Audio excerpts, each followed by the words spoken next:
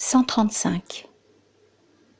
Le premier degré de la connaissance, c'est que le serviteur est gratifié dans l'intime de son être d'une certitude qui apaise ses membres, eux-mêmes gratifiés d'une acceptation confiante. Et ainsi, il est sauf en cette vie.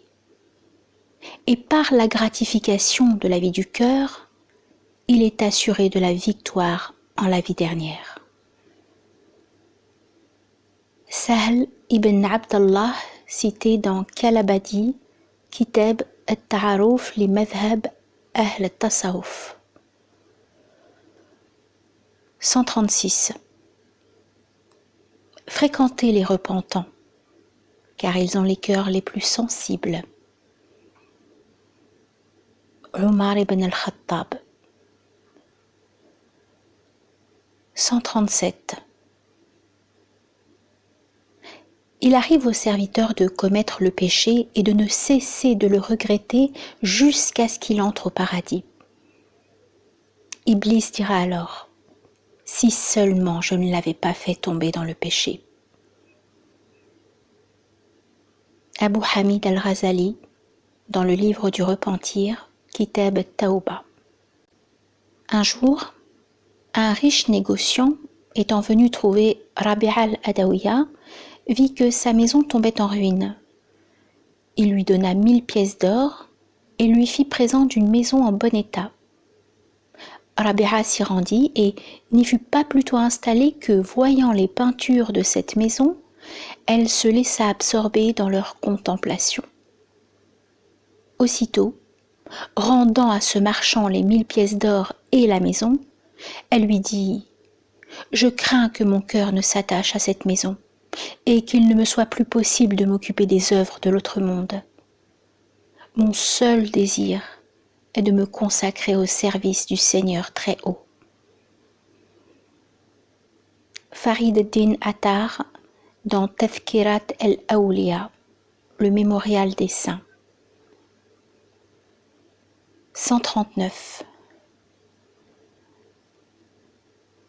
Sache que lorsque tu comprends le sens de l'acceptation, tu ne douteras plus que toute repentance valide est acceptée.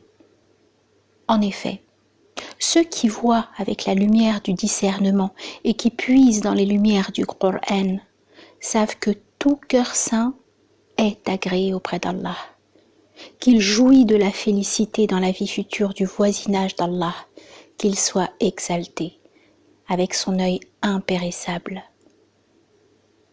Ils savent aussi qu'à l'origine, le cœur a été créé saint, que chaque nouveau-né arrive au monde dans la disposition de la nature originelle, fitra.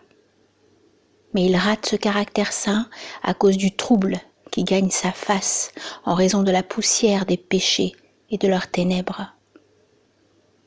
Ils savent aussi que la flamme du regret brûle cette poussière, que la lumière de la bonne action élimine de la face du cœur les ténèbres de la mauvaise action, et que les ténèbres des péchés ne résistent pas devant la lumière des bonnes actions.